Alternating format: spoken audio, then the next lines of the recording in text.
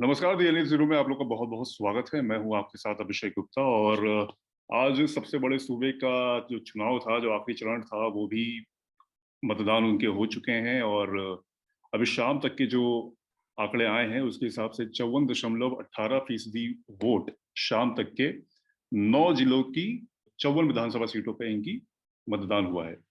तो इस पर भी चर्चा करेंगे। हम लोग के साथ मौजूद है हमारा पूरा पैनल। उसमें है हमारे साथ हरिओम द्विवेदी जी है। हरिओम जी, आपका बहुत बहुत स्वागत है फिर से। Thank you. साथ ही हमारे साथ मौजूद है नितिन श्रीवास्तव, जो हमारे साथ दैनिक जीरो के संपादक हैं, और हमारे खास मेहमान हैं नितिश जी, जिनके साथ हम लोग धन्यवाद जी। इस पूरी चर्चा में उनसे बातचीत करेंगे। तो हरिओम द्विवेदी जी, सबसे पहले आपसे एक सवाल पूछते हैं कि 54% मतदान अभी हुआ है। शुरुआत अगर पश्चिम से हुई थी तो 60% प्लस मतदान हुआ था। फिर जब चौथे चरण की बात अगर बात करें तो फिर उसके बाद ये 60 के अंदर ही रहा, 55-60 के बीच ही ये परसेंटेज रहा। क्या इंडिकेशन लग रहा है ये आपको? जिस तरीके से 54%, 54.18% शाम 5 बजे तक है, शाम 5 बजे तक है ये। और ये उम्मीद है कि बढ़ेगा। अब इस जो अंतिम चुनाव आयोग के अंतिम आंकड़े आएंगे कुल परसेंटेज, वोटिंग परसेंटेज का, तो मुझे लगता है 57-58% पहुंच जाना चाहिए, 58 तक।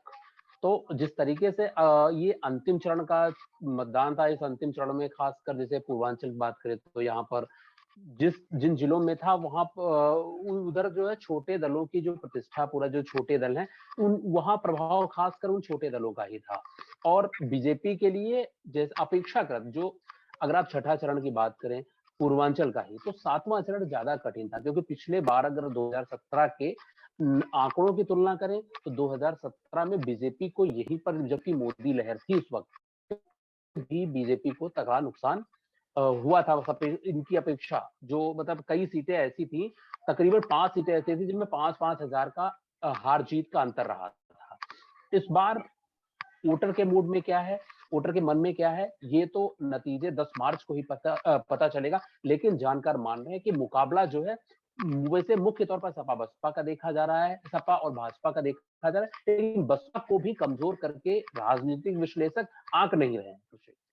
नितिन, मैं आपसे ये एक सवाल पूछना चाहूंगा कि जैसे कि छोटे दलों का पूर्वांचल में बोला था कि काफी असर रहेगा। सुभाषपा हो, अपना दल हो और जनवादी पार्टी सोशलिस्ट हो, तो इन सबका कितना प्रभाव लग रहा है कि इस बार दिख रहा है कि उनका प्रभाव है कि पिछली बार की तरह जैसे रहा था कि छोटा मोटा ही इनको कुछ फायदा मिलेगा चुनाव में? देखिए, प्रभाव तो इन लोगों का है, लेकिन प्रभाव ये तब और ज्यादा निकल कर आया था जब इन लोगों ने भारतीय जनता पार्टी से गठबंधन किया था। और शायद ये उसी प्रभाव का असर था कि ये लोग समझ बैठे कि इन लोगों की इंडिविजुअल ताकत इतनी है कि वहां पर अपना एक ये अलग छाप छोड़ सकते हैं। लेकिन भाजपा के बिना अगर देखा जाए तो मुझे जहां तक ये लग रहा है कि इन लोगों का भी प्रभाव वहां कमजोर पड़ा है इस बार के चुनाव में। जो अंदाजा लगा रहे थे तमाम लोग कि ये चुनाव अफेक्ट करेंगे, तो उतना मुझे नहीं लग पा रहा है कि दिक्कत पैदा कर पाए ये लोग भाजपा के लिए, या विपक्ष में इतना मजबूत एक साथ हो पाए ये। सुभाष वो बड़े बड़े दावे कर रहे थे कि इस बार जब ये समाजवादी पार्टी में गए हैं तो फिर बहुत बड़ा नुकसान करेंगे। भाजपा को ऐसा बोला जा रहा था, लेकिन उसका असर जो है जो जमीन स्तर पे जो असर है वो शायद दिखता हुआ नहीं समझ में आ रहा है इस चीज के लिए। उतना नहीं दिख रहा है, उतना वैसा नहीं। अभी एग्जिट पोल के नतीजों को देखकर तो यही कहा जा सकता है। बाकी 10 तारीख को जो नतीजे फाइनल आएंगे उसको देख के और तस्वीर साफ होगी। लेकिन अभी तक का ये देख के यही लग रहा है कि भाजपा के साथ मिलकर जो शक्ति में रूप में ये लोग उभरे थे, तो कहीं ना कहीं इस एग्जिट पोल में वो कमजोर दिख रहे हैं। बिल्कुल कमजोर दिख रहे हैं, क्योंकि अब एग्जिट पोल भी अब आ गए हैं। जैसे चुनाव खत्म हुए उसके ठीक 1-1.5 घंटे बाद ही सभी न्यूज चैनलों ने अपने एग्जिट पोल भी जारी कर दिए। धीमे धीमे रुझान आने शुरू हो रही। ये एग्जिट पोल सिर्फ एक अनुमान होता है जो हम लोग आपको बता दें। जो असल नतीजे होंगे वो 10 तारीख को ही आएंगे। ये एग्जिट पोल सिर्फ एक इंडिकेशन है, एक थोड़ा सा सच्चाई के करीब हो सकते हैं। हालांकि कई बार एग्जिट पोल आपके जो होते हैं वो निराधार भी और गलत भी साबित होते हैं। तो अभी जो जो एग्जिट पोल आए हैं उसमें थोड़ा सा, अगर सिर्फ यूपी की अगर बात करें तो फिर उसमें भाजपा को, भारतीय जनता पार्टी को पिछले चुनाव के मुकाबले नुकसान तो हो रहा है, लेकिन फिर भी वो मेजोरिटी में दिख रही है। समाजवादी पार्टी को पिछली बार के मुकाबले बाकी में दोबारा गेन हुआ है, और वहीं बसपा को भी बहुत ज्यादा फायदा नहीं दिख रहा, और कांग्रेस भी बिल्कुल पीछे की तरफ है। नीतीश जी, मैं आपसे इसमें पूछना चाहूंगा कि जो एग्जिट पोल अभी आ रहे हैं उसमें जिस तरह का ये अंदाजा लगा रहे हैं, उसमें क्या लग रहा है कि वो सच्चाई के कितने करीब है? जो भाजपा को जैसे कि 200 250 प्लस सीटें ज्यादातर ये एग्जिट पोल जो दिखा रहे हैं वो लेते जा रहे हैं, वो उसके बाद समाजवादी पार्टी और फिर बसपा है। देखिए, एग्जिट पोल्स पे वैसे तो हम पूरी तरीके से भरोसा कर नहीं सकते हैं, क्योंकि ये एक अनुमान होते हैं और ऐसे में अनुमान लगाना ठीक नहीं होता है। लेकिन जिस तरह से चुनाव हुए, जिस तरह से बीजेपी ने फाइट की, जिस तरह से अखिलेश यादव अकेले बाहर निकले और जिस तरह से उन्होंने प्रचार किया, तो कहीं ना कहीं ये कहा जा सकता है कि अखिलेश यादव को बेनिफिट होता जरूर दिखाई पड़ रहा है, लेकिन सरकार को जिस मेजोरिटी, जिस जादुई की जरूरत थी, वो शायद अभी भारतीय जनता पार्टी के पास से रहने जा रहा है। कि अभी तक अगर बात करें तो एक चैनल का एग्जिट पोल पे हम बिलीव कर सकते हैं, बट अगर मोस्ट प्रोबेबली हम देख रहे हैं तो सारे के सारे चैनल लगभग यही एग्जिट पोल दे रहे हैं। तो ऐसे में कहीं ना कहीं ये कहा जा सकता है कि वास्तव में भारतीय जनता पार्टी को कुछ ना कुछ फायदा तो मिलने जा रहा है, क्योंकि अभी तक जो भी मेजोरिटी, जिस तरह से वोटिंग परसेंटेज था, एक बार ये कहा जा सकता था कि जब वोटिंग परसेंटेज डाउन होता है तो भारतीय जनता पार्टी को नुकसान होता है और अन्य पार्टियों को फायदा होता है। लेकिन ऐसा कुछ कहीं कुछ खास तरीके से देखने को नहीं मिल रहा है। जी जी बिल्कुल, अभी कुछ खास बिल्कुल क्लियर इंडिकेशन तो नहीं है कि ये जो एग्जिट पोल है वो बिल्कुल सच होंगे। 10 तारीख, बिल्कुल 10 मार्च जी को ही ये सारी चीजें बिल्कुल समझ में आएंगी। लेकिन जिस तरह के अनुमान लगाया जा रहा था कि बीजेपी हो या समाजवादी पार्टी हो, वो अपने बिल्कुल प्रचंड उसकी जीत की दावा कर रही थी लगातार। योगी आदित्यनाथ के ऊपर पूरा दावा था, उनके फेस के ऊपर ये चुनाव लड़ा गया था और 300 प्लस सीटों का आंकड़ा ये लोग लगातार क्लेम कर रहे थे कि हम लोग लेके आएंगे। एग्जिट पोल्स में इतनी कम, मतलब जो 200-250 के आसपास अगर जैसे ये लोग लेके आ रहे हैं, क्या लगता है कि अगर ये एग्जैक्टली अगर ऐसा हुआ तो क्या मनोदशा रहेगी, क्या पूरा जो आउटलाइन बन के आएगी इसकी, वो क्या हो सकती है? देखिए, जो सबसे बड़ी बात कहें राजनेताओं की, चाहे वो अखिलेश यादव हो, चाहे वो योगी आदित्यनाथ हो, एक साइकोलॉजिकल इफेक्ट होता है कि अगर वो अपनी बहुमत की सीटों की बात नहीं करेंगे तो उनके कार्यकर्ता पहले ही डर जाएंगे। तो इसलिए these people talk mostly about the maximum number of seats. जैसे अखिलेश यादव ने कई बार तो ये बयान दिए कि उनकी 400 सीटें आने जा रही। तो एक तरह से तो ये हाइपर बोल था। लेकिन जिस तरह से इस बार के चुनाव की एक सबसे बड़ी खासियत रही कि इससे पहले जो विधानसभा चुनाव हुए वो मोदी और योगी के चेहरे पर लड़े गए, लेकिन इस बार के चुनाव में जो एक सबसे बड़ा अंतर देखा गया, उसमें मोदी का चेहरा कहीं ना कहीं थोड़ा सा गायब रहा और योगी का चेहरा ज्यादा फ्रंट पे रहा। और जिस तरह से हिंदुत्व की बात उन्होंने की, इसमें अखिलेश को, जहां तक मेरा मानना है कि हिंदूवादी संगठन जितने थे, जितना भी हिंदुत्व को लेकर अपनी बात करते थे, ममता बनर्जी के आने से खासा नाराज दिखे। क्योंकि जिस तरह से पहला, दूसरा, तीसरा चरण अखिलेश यादव के पक्ष में जाता दिखाई पड़ रहा था, वही चौथा और पांचवा चरण उनके लिए काफी कमजोर सिद्ध हुआ। छठे में लड़ाई हो गई और सातवां एक बार फिर उनके कहीं पक्ष में जाता दिखाई पड़ रहा। ऐसे में जो सीटों का अनुमान 300 का लगा रहे थे, देखिए 300 की मेजोरिटी वैसे तो एक जादुई आंकड़ा बहुत बड़ा होता है, लेकिन ये तभी संभव है जब कोई सरकार के बिल्कुल खिलाफ हो। लेकिन जनता सरकार के बिल्कुल खिलाफ नहीं थी। सरकार जिस तरह से काम कर रही थी, कहीं ना कहीं वो अपने काम को जनता तक पहुंचा रही थी। हम लोगों ने फील्ड में कई जगह पर सर्वे किए, इवन ऐसी सिचुएशंस आई कि वहां पर पर्टिकुलर एमएलए से आम जनमानस दुखी है, लेकिन वो कहता है कि हम वोट बीजेपी को देंगे, हम वोट योगी जी को देंगे। तो योगी का जो चेहरा था वो कहीं ना कहीं बेनिफिशियल हुआ। आम जनमानस को जो राशन मिल रहा था, जो उनको किसान वाला पैसा मिल रहा था 2,000 रुपए की, जो कि इससे योगी आदित्यनाथ कहीं ना कहीं जगह बना ले गए। लेकिन जब जनता को जो चीजें मिल रही हैं, अखिलेश यादव ने जो वादे किए वो रादर देन योगी के उन्होंने वादे किए थे, तो वो इस वक्त सत्ता में नहीं है। उनके वादे जमीनी स्तर पर कितना प्रभावी होंगे, शायद जनता वो मौका नहीं देना चाहती। लेकिन जो लोग समाजवादी पार्टी के समर्थक थे, उनका पूरा ये दावा था, वो पूरी तरीके से मान रहे थे कि हमारी सरकार आ रही। सरकार अभी कुछ कह नहीं सकते हैं, आंकड़े कभी कभी जो ये आते हैं, जिस तरह से एग्जिट पोल दिखाए जाते हैं, कभी कभी पूरे झूठे साबित हो जाते हैं। तो ऐसे में सीटों की जो कमी आ रही है, ये आने वाले लोकसभा चुनाव के लिए 2024 के लिए एक काफी बड़ी, इन पार्टियों के लिए शिक्षाप्रद चीजें होंगी कि इनको सीख लेना चाहिए कि 2024 का चुनाव कितना कठिन होने जा रहा है। और ये बात सही है कि इस बार के राजनीति जो समीकरण आए हैं वो कहीं ना कहीं बहुत उलटफेर वाले होंगे। जातीय समीकरण ध्वस्त हुए हैं, लोगों ने विकास को चुना है, लोगों ने अपने नेताओं की बात को चुना है। ऐसे में सीटों का जो दायरा है, ये सीटों का दायरा बहुत महत्वपूर्ण होने जा रहा है, क्योंकि ये बताएगा कि वर्तमान सत्तासीन पार्टी की लोकप्रियता घट रही है और जो विपक्ष बैठा है उसकी लोकप्रियता बढ़ रही है। जी बिल्कुल, ये सीटों का जो समीकरण होगा वो भी अभी सामने सारी चीजें आ जाएंगी 1 या 2 या 3 दिनों के अंदर ही। हरिओम जी, मैं आपसे ये पूछना चाहूंगा कि जैसे कि नीतीश जी ने बताया कि राशन का मुद्दा हो, फ्री गैस का मुद्दा हो, ये सारी चीजें काफी लगातार इस चीज को लेकर वो आगे लगातार बढ़ रहे थे। अभी जो जिस तरह के नतीजे जो आ रहे हैं, जो अभी एग्जिट पोल जो दिखा रहा है, उसमें क्या लग रहा है कि ये वाले प्रभावी हुए हैं उतने कि नहीं हुए वैसे? नहीं, मुद्दे तो जैसे इनके फ्री राशन वाला था, हम लोग कई बार ग्राउंड पे भी गए तो हमने देखा मुफ्त राशन की बात हुई है, गैस की बात हुई, लेकिन वो उस तरीके का था नहीं कि मतलब मुझे एग्जिट पोल के जो आंकड़े दिख रहे हैं, बहुत ज्यादा तो डिफरेंस नहीं होगा, लेकिन मुझे जिस तरह से उसमें दिखाया जा रहा है कि भी बसपा कमजोर है, बहुत ज्यादा लगभग साफ ही है, बसपा पिछले बार से डाउन है। मैं मतलब मानने को भी वैसा तैयार नहीं हूँ कि बसपा इतना कमजोर हो सकती है। और उसके अलावा जो बीजेपी की बात कर रहे हैं, बीजेपी का तो हम तौर पर पहले भी हम लोग बात करते रहे कि मुझे लगता है बीजेपी लगभग 200 से 250, 225 ऐसा तो बीजेपी के चांसेस थे वोट, क्योंकि वो उनका जो उन्होंने 2017 में प्रदर्शन किया वो उनका पीक था, और वहां तक पहुंचना तो लगभग असंभव ही है। और बाकी तो जो 400 की बात करते हैं, 350 की बात करते हैं, वो मतलब वो तो सिर्फ जैसे कि अभी नितेश जी ने बताया कि वो सिर्फ अपने कार्यकर्ताओं को, अपने वर्कर्स को, अपने पार्टी को मतलब एक मोटिवेट करने के लिए। हकीकत यही कि अगर बीजेपी 250 सीटें तक लाती है तो उनके लिए इससे अच्छा कुछ होगा नहीं, मतलब मुझे लगता है, क्योंकि उन्हें भी पता है कि इस बार हमारी सीटें घट रही थी तमाम तरीके से, जिस तरह से बीजेपी के खिलाफ सपा ने अलायंस किया, वही अलायंस किया जैसे कि उन्होंने पिछली बार 2014 या 19 या फिर 17 में जो उनके खिलाफ किया हुआ था, पूर्वांचल बात करें या कहीं पर भी, जिस तरीके से पूरा माहौल एंटी बीजेपी बनाने की कोशिश की जा रही थी।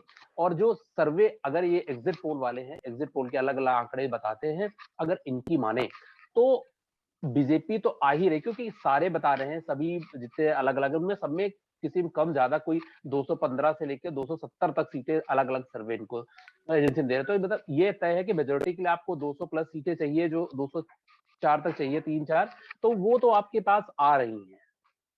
लेकिन वो अब ये देखना होगा कि इनका कितना वोट प्रतिशत कम होता है, और आएंगे तो फिर 10 मार्च के बाद क्या होगा, क्या बाबा को फिर से मुख्यमंत्री, जैसे कि अभी बात हो रही थी कि ये मुख्यमंत्री चेहरा है, इन्हीं ये भी चेहरे एक पे बड़ा लड़ा गया, सवाल लेकिन है क्या, हाँ, कि क्या यही मुख्यमंत्री होंगे, कि ये हाँ, फिर 10 मार्च के बाद ही। क्योंकि उनके हाँ, फेस पे लड़ा गया था, वो काफी अंदर खाली ये बातचीत चल रही थी कि पूरे वोट बेस को बिगाड़ना नहीं चाहते थे, और इसलिए संगठन ने तय किया था कि योगी आदित्यनाथ को ही फेस पे लड़ने ट्रस्टी का एक फेस के कारण तौर मुझे पर लगता है उसको अभिषेक लेके ये भी दिया। था, अभिषेक मुझे लगता है फेस पे लड़ने का एक कारण ये भी था कि बीजेपी चाह रही थी कि ऐसा ना 2 साल बाद आपका 2024 का लोकसभा चुनाव है, तो ऐसा ना हो कि आप जो है ना 2022 में मोदी ब्रांड फेल ना हो जाए।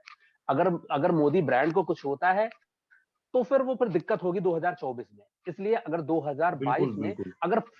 अगर फेल होते हैं तो योगी फेल होते हैं, ना कि मोदी, तो फिर हम कह सकेंगे कि 2024 में मोदी ब्रांड जो है वो अभी बरकरार है, ये तो योगी पे चुनाव लड़ा गया था। तो उस पर ये अभिषेक, लगता है कि इन केस अगर सीट्स थोड़ी कम होती हैं और थोड़ी जद्दोजहद करनी पड़ जाती है, क्योंकि अभी तो सिर्फ एग्जिट पोल है, आगे क्या नतीजे आएंगे ये तो हम लोग नहीं कह सकते, लेकिन एक एक एग्जाम्पल के तौर पे अगर हम लोग लेके चलें, क्योंकि 200-250 अगर ये सीट हैं और ये 200 के करीब भी अगर आ गई तो कोई अचंभा नहीं होगा। लेकिन अगर वैसी सिचुएशन आ गई कि सिर्फ 200 सीट या उसके आसपास अगर रहती है, तो क्या सिचुएशन हो सकती है? गठजोड़ की, जोड़ तोड़ की क्या हो सकती है, पहला क्वेश्चन। और दूसरा ये कि क्या सीएम को ही फिर एज अ फेस ये लोग आगे लेके चलेंगे कि नहीं? मुझे लगता है अभिषेक 200, अगर इनके 200 आ गए तब भी इनकी सरकार तो इनकी बननी लगभग तय है, फिर गठजोड़ की ज्यादा जरूरत पड़ेगी नहीं इनको, क्योंकि आपको बहुमत के लिए 203 200 203 202 सीटें चाहिए, 203 का जी।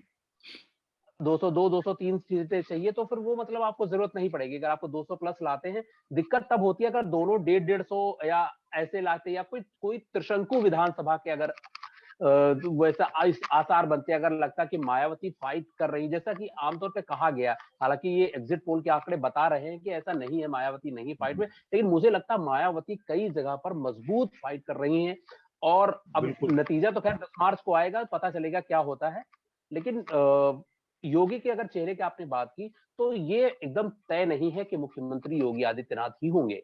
अभी तक इससे पहले तमाम तरह से खींचतान मचती रही है, और यकीनन अगर मतलब 300 प्लस तो आने नहीं जा रही इनकी सीटें, मुझे लगता है 250 प्लस आ जाएंगी तो बड़ी बात हो जाएगी। तो उस स्थिति में भी खींचतान तो मतलब एक बार ऐसा नहीं कि सीट रखी है योगी जी आप दोबारा आके बन जाइए, वैसे वैसे बड़ा मुश्किल है मुझे लगता है। चलिए वो तो खैर देखना पता चल जाएगा 10 मार्च के बाद। अब सर जरा यूपी से निकल के हम लोग पंजाब का भी रुख करते हैं, क्योंकि उसके भी रुझान आ रहे हैं। बहुत बड़ा एक नया दल वहां सरकार बनाते हुए दिख रहा है, आम आदमी पार्टी का। लगभग 70-80 सीटों के आसपास बताया जा रहा है कि आम आदमी पार्टी गेन कर रही है, और उसके बाद कांग्रेस, बीजेपी तो शायद कहीं नक्शे में भी नहीं दिख रही है। बाकी अन्य दल, अकाली दल और अन्य दल उसमें गेन कर रहे हैं।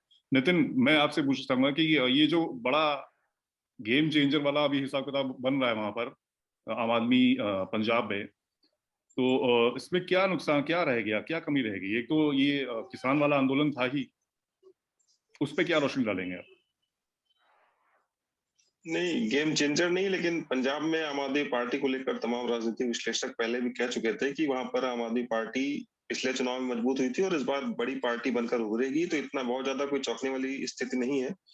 तमाम लोग और पहले भी ओपिनियन पोल में बता चुके थे कि आप सरकार बनाएगी और दूसरे नंबर पर कांग्रेस रहेगी। भाजपा को वहां नुकसान किसान आंदोलन की वजह से बहुत बड़ा हुआ है। जो तमाम चीजें भाजपा ने क्रिएट करने की कोशिश की, उनका वहां कोई असर नहीं दिखा। और आम आदमी पार्टी ने जिस तरह से वहां पर ईमानदारी की राजनीति करने की कोशिश की, वो बहुत बड़ा इम्पैक्ट डाला उसने वहां पर, क्योंकि एक नया दल था और एक नया प्रयोग था उसका, और वहां की जनता ने उसको सपोर्ट किया है। और इसी यही वजह है कि एग्जिट पोल भी आम आदमी पार्टी की सरकार वहां दिखा रहे हैं, कांग्रेस वहां दूसरे नंबर पर है। आम आदमी पार्टी को नंबर 1 पे दिखाया जा रहा है और कांग्रेस वहां पर दूसरे नंबर पर है। बीजेपी की जितनी भी कोशिशें रही उसको फायदा हुआ नहीं, बल्कि डैमेज ही हुआ किसान आंदोलन के बाद। और डैमेज शायद यूपी के पश्चिम साइड भी हुआ है किसान आंदोलन से, हाँ, जो कि किसान आंदोलन की वजह से यहाँ भी थोड़ा सा डैमेज देखने को मिला। हाँ, वही अभी बात जो हो रही थी योगी के फेस पर, तो योगी का फेस यूपी के चुनाव का एक मेन फोकस उसी पर था। योगी के फेस पर ये चुनाव लड़ा गया और इतना आसान नहीं होगा कि भारतीय जनता पार्टी के लिए भी योगी को इग्नोर करके किसी और को सीएम बनाना, क्योंकि एक भविष्य भाजपा अपने आप देख रही है योगी में, और अमित शाह हो या नरेंद्र मोदी हो, उनका भी साथ है, उनके साथ संघ का साथ है। तो इतना आसान नहीं होगा भारतीय जनता पार्टी के लिए उत्तर प्रदेश में खासकर योगी आदित्यनाथ को इग्नोर करना। हिंदुत्व का बड़ा फेस है, पोस्टर बॉय है, और पूरा देखा जाए तो चुनाव अखिलेश यादव की तरफ जो घूम चुका था वो खींच कर लाए अपनी तरफ।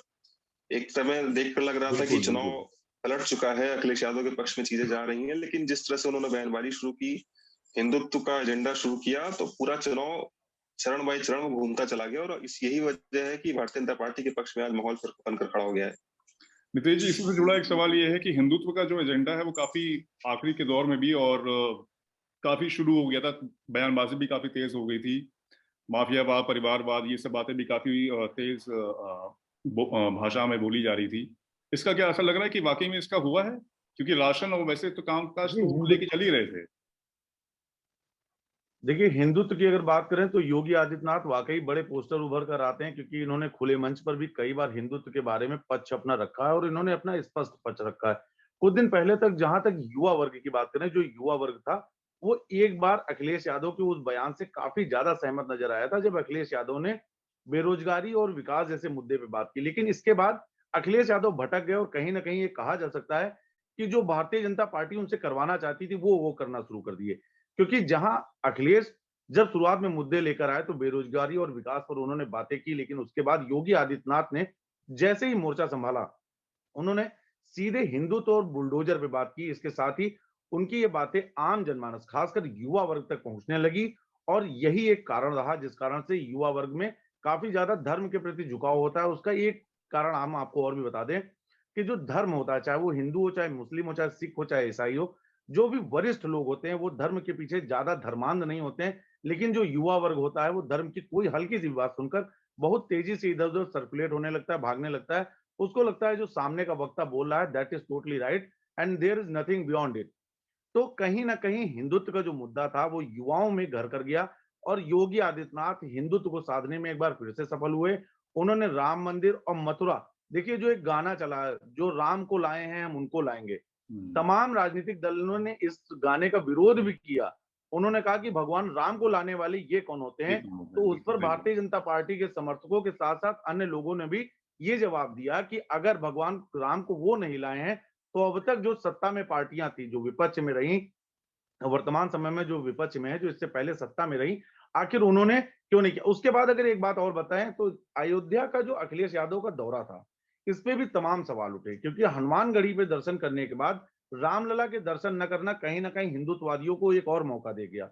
इसके बाद ममता बनर्जी को बुलाना, क्योंकि देखिए ममता बनर्जी का जादू पश्चिम बंगाल में चलता है, लेकिन यूपी में अधिकांश लोग उन्हें दूसरे नजरिए से देखते हैं, क्योंकि जिस तरह से भारतीय जनता पार्टी की जब वहां पर चुनाव लड़ रही थी, जिस तरह से वहां की हिंसा की खबरें और तमाम अन्य चीजें खबरें आ रही थी, तो उससे कहीं ना कहीं जो राष्ट्रवाद की भावना लेकर चल रहा है, जो जो भी युवा ये सोच रहा है कि हम अपने देश के लिए सबसे आगे खड़े हैं या भगवा ध्वज को धारण किए, उनकी एक मानसिकता बन गई थी। और इसका फायदा निश्चित ही योगी आदित्यनाथ को पर्सनली मिला है। जी, निश्चित ही योगी आदित्यनाथ को पर्सनली फायदा मिलता भी दिख भी रहा है। अब पूरे एक बार चुनाव का हम लोग सारे पांचों चरणों का एक बार बोलू आप अगर बता दें तो फिर यूपी की अगर बात करें तो फिर बीजेपी उसमें गेन करती हुई दिख रही है। पंजाब में आप आदमी पार्टी क्लीन स्वीप करती हुई दिख रही है। इसके बाद अगर उत्तराखंड की बात करें तो वहां पर वहां पर बीजेपी और कांग्रेस के बीच टक्कर होती दिख रही है।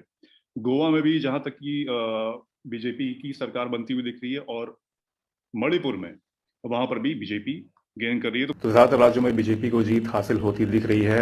हालांकि असली जीत और हार का फैसला 10 मार्च को होगा, जब सभी चुनाव नतीजे सबके सामने होंगे। हम लगातार इस पर नजर बनाए हुए हैं और आपको पल पल की इसकी अपडेट हम लोग लगातार देते रहेंगे। फिलहाल इस चर्चा में शामिल होने के लिए हमारे सभी पैनलिस्ट का बहुत बहुत धन्यवाद। हरिओम द्विवेदी जी, नितिन श्रीवास्तव जी, आपको बहुत बहुत धन्यवाद। और नीतीश जी, आपका भी बहुत बहुत आभार, क्योंकि आपने हमारे लिए समय निकाला। बाकी ताज़ा खबरों के लिए देखते रहिए द NH0।